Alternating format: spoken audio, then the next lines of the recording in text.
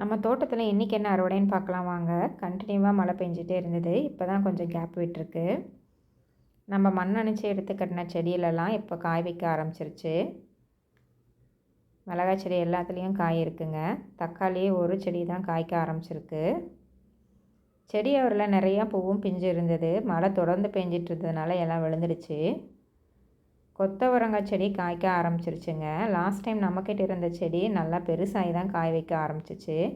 இந்த டைம் இந்த செடி சின்னதுலேயே காய் வைக்க ஆரம்பிச்சிருச்சு.